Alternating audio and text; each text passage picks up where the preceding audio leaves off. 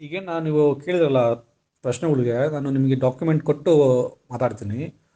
ಯಾವುದೇ ಒಂದು ಪೇಷಂಟು ಅವನ ಮೆಡಿಕಲ್ ರೆಕಾರ್ಡ್ಸು ಅವನ ಅನುಮತಿ ಇಲ್ದಲೆ ಯಾವುದೇ ಒಂದು ಡಾಕ್ಟ್ರು ಹೊರಗೆ ಕೊಡಕ್ಕೆ ಬರಲ್ಲ. ಸೊ ಇದೆಲ್ಲ ಎರಡು ವಿಚಾರ ಅರ್ಥ ಮಾಡ್ಕೊಬೇಕು. ನಾನು ನ್ಯಾಷನಲ್ ಹ್ಯೂಮನ್ ರೈಟ್ಸ್ ಕಮಿಷನ್ದು ಡಾಕ್ಯುಮೆಂಟ್ ನಿಮಗೆ ಕಳಿಸಿದ್ದೀನಿ, ಅದನ್ನು ನೀವು ಓದ್ಬೋದು. ಸೊ ರೈಟ್ ಟು ಪ್ರೈವೇಸಿ ಅಂದರೆ ಒಬ್ಬ ಪೇಷಂಟ್ದು ಪ್ರೈವೇಸಿನ ಕಾಪಾಡುವಂಥದ್ದು, ಕಾನ್ಫಿಡೆನ್ಷಿಯಲ್ ಕಾಪಾಡುವಂಥದ್ದು ಡಾಕ್ಟ್ರ್ ಕರ್ತವ್ಯ ಆಗಿರುತ್ತೆ. ಆ ಡಾಕ್ಟ್ರು ಕುಲ್ಲ ಎಲ್ಲ ಟೀಮ್ಗೆ ಇಂಟ್ರ್ಯೂ ಕೊಡ್ತಿದ್ದಾರೆ ಅಥವಾ ಅವ್ರ ಮೆಡಿಕಲ್ ಡಾಕ್ಯುಮೆಂಟ್ಸ್ ಹೊರಗಡೆ ಪಬ್ಲಿಕ್ ಮಾಡ್ತಿದ್ದಾರೆ, ಮೀಡಿಯಾ ಕೊಡ್ತಿದ್ದಾರೆ ಅಂದರೆ ಒಂದು ಅವರು ಪರ್ಮಿಷನ್ ತೊಗೊಂಡಿರಬೇಕು.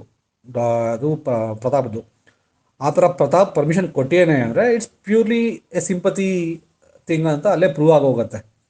ಯಾರೋ ಒಬ್ಬ ಪೇಷಂಟು ನಾನು ಪೇಷಂಟ್ ಅಂತ ಜಗತ್ತಿಗೆ ಸಾರ್ಕೊಳ್ರಿ ಅಂತ ಅದು ಈ ಟೈಮಲ್ಲಿ ಹೇಳ್ತಾನೆ ಅಂದರೆ ಅದು ಕಾಮನ್ ಸೆನ್ಸ್. ಅದು ಎರಡನೇ ಪಾಯಿಂಟು, ಅದು ಸೂಸೈಡಲ್ ಅಂತ ಅವರೇ ಬಾಯ್ಬಿಟ್ಟು ಹೇಳಿದ್ದಾರೆ.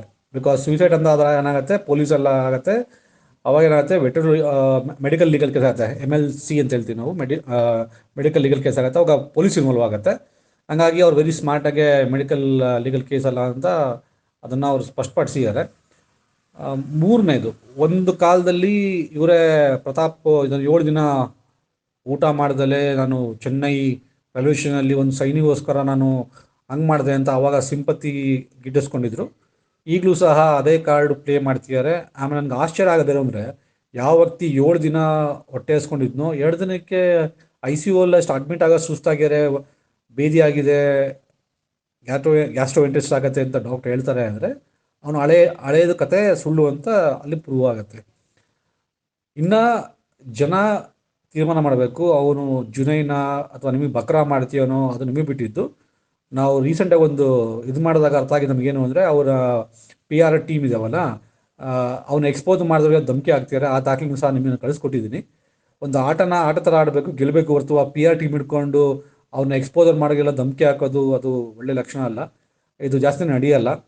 ಚಿನ್ನವನ್ನು ಮಾರುವ ಬುದ್ಧಿವಂತರ ಆಯ್ಕೆ Hindustan gold company. Hindustan gold company ಇದು ನಿಮ್ಮ ಕಂಪನಿ ಅಲ್ಲ, ನಮ್ಮೆಲ್ಲರ ಕಂಪನಿ. ಆಟನ ಒಂದು ಸ್ಪೋರ್ಟಿವ್ ಆಗಿ ಆಡಬೇಕು, ಆಮೇಲೆ ಅದನ್ನು ನಾವು ಜನದ ಮುಂದೆ ಆಡ್ತಿದ್ದೀವಿ ಅಂತ ನೆನಪಿರಬೇಕು. ಸೊ ನಾನು ದಾಖಲೆ ಕೊಟ್ಟು ನಿಮಗೆ ಮಾತಾಡ್ತಾ ಇದ್ದೀನಿ. ಅವ್ರದ್ದು ಬಾಟ್ಸು PR ಟೀಮ್ ಚೆನ್ನಾಗಿ ಮ್ಯಾನೇಜ್ ಮಾಡ್ತಿರಲ್ಲ, ಎಲ್ಲ ಕಡೆ Pratap is a winner, Pratap ಜೈ ಅಂತ ಹೇಳ್ತಾರಲ್ಲ, ಅವೆಲ್ಲ ಬಾಟ್ಸು. ಇನ್ನು ಮಿಕ್ದವ್ರು ಅದನ್ನು ನೋಡಿಕೊಂಡು ಬಕ್ರಾ ಆಗ್ತಿರಲ್ಲ, ಅವರಿಗೆ ಆಲ್ ದಿ ಬೆಸ್ಟ್. ಬಕ್ರಾ ಆಗಿ ಅವ್ನಿಗೆ ಎತ್ಕೊಂಡ್ಬಂದ್ಮೇಲೆ ನಿಮಗೆ ಆಗೋ ಒಂದು ಬಕ್ರಾ ಆದಮೇಲೆ ಆಗೋ ಒಂದು ಇದೆಯಲ್ಲ, ನೋವಿದೆಯಲ್ಲ, ಅದು ನೀವೇ ಅನ್ಭವಿಸ್ಬೇಕು. ನಮಗಂತೂ ಅರ್ಥ ಆಗಿದೆ, ಬಕ್ರಾ ಮಾಡ್ತಿದ್ದಾರೆ.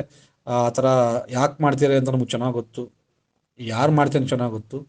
ಅದು ಜನಕ್ಕೆ ಬಿಡ್ತೀವಿ ವಿವೇಚನೆಗೆ. ಸೊ ನಿಮ್ಮ ಅಮೂಲ್ಯ ಟೈಮ್ಗಳ್ನ ನಿಮ್ಮ ಫ್ಯಾಮಿಲಿ ಕೊಡಿ.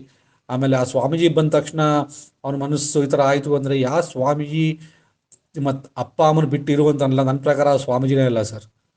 ತಂದೆ ತಾಯಿ ದೇವರು ಅಂತ ಹೇಳೋ ನಾವು ಧರ್ಮದಲ್ಲಿ ನಾವು ಹುಟ್ಟಿರ್ಬೇಕಾದ್ರೆ, ಯಾವುದೇ ಧರ್ಮ ಆಗಲಿ ಯಾವುದೇ ಸ್ವಾಮೀಜಿ ಆಗಲಿ ತಂದೆ ತಾಯಿ ದೇವರೊಟ್ಟಿಗೆ ಇರು ಅಂತ ಹೇಳ್ತಾರೆ ಹೊರತು ದೇವರು ಬಿಟ್ಟು ಇನ್ನೂ ಅಚೀವ್ ಮಾಡಿದ್ರೆ ಅದು ಅಚೀವ್ಮೆಂಟ್ ಅಲ್ಲ ಸರ್. ಹೊರದೇಶದಲ್ಲಿ ಅವಾಗ ಅಚೀವ್ಮೆಂಟ್ ಮಾಡೋದು ಅಚೀವ್ಮೆಂಟ್ ಅಂದರೆ, ತಾಯಿ ತಂದೆ ಬಿಟ್ಟಿರೋದು ನನ್ನ ಪ್ರಕಾರ ಅದು ಯಾವುದೇ ಒಂದು ಧರ್ಮ ಅಥವಾ ಒಬ್ಬ ಸ್ವಾಮಿ ಹೇಳೋ ಮಾತಲ್ಲ.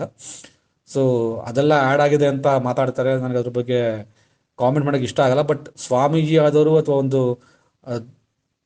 ಉನ್ನತ ಸ್ಥಾನದವರು ಧೈರ್ಯ ಕೊಡಬೇಕು, ಆ ಮನುಷ್ಯನ ಮನೋಭಾವನ ಅರ್ಥ ಮಾಡಿಕೊಂಡು ಕೊಡಬೇಕು ಹೊರತು ತಂದೆ ತಾಯಿ ಬಿಟ್ಟಿದ್ರೆ ಒಳ್ಳೇದಾಗತ್ತೆ ಅನ್ನೋದು ಯಾವ ಸೀಮೆ ಸ್ವಾಮಿಗಳು ಹೇಳ್ತಾರೋ ನನಗಂತೂ ಅದು ಇಷ್ಟ ಆಗದಿರೋವಂಥ ಇದು. ನಮ್ಮ ದೇಶ ಇದೇ ಥರ ಸ್ವಾಮಿಗಳು ಸಂತರುಗಳನ್ನೆಲ್ಲ ನೋಡ್ಬಿಟ್ಟಿದ್ದಾರೆ ಸರ್ ಸುಮಾರು ಜನ. ಹಾಗಾಗಿ ಅದ್ರ ಬಗ್ಗೆ ಅವ್ರು ತೀರ್ಮಾನ ತೊಗೊಬೇಕು. ಅದರಿಂದ ಕುಗ್ಗಿ ಏನಂದರೆ ಅವ್ನು ಎಷ್ಟು ವೀಕು ಅಂತ ನಿಮಗೆ ಅರ್ಥ ಆಗುತ್ತೆ. ನನಗೆ ಯಾವ ಸ್ವಾಮೀಜಿನೂ ಥರ ನಂಬಲ್ಲ, ಯಾಕೆಂದರೆ ನನಗೆ ತಂದೆ ತಾಯಿಗೆ ನನ್ನ ಗುರುಗಳು ನನ್ನ ದೇವರು. ಸೊ ಇಷ್ಟಾಗೆ ಇಷ್ಟಪಡ್ತೀನಿ. ಬಕ್ರಾ ಆಗೋರು ಆಗ್ತಾ ಇರಿ, ತಲೆ ಇರೋರು ಅರ್ಥ ಮಾಡ್ಕೊಡ್ರಿ. ಸತ್ಯಕ್ಕೆ ಜಯ ಆಗಲಿ, ಒಳ್ಳೆಯದಕ್ಕೆ ಜಯ ಆಗಲಿ. Thank you.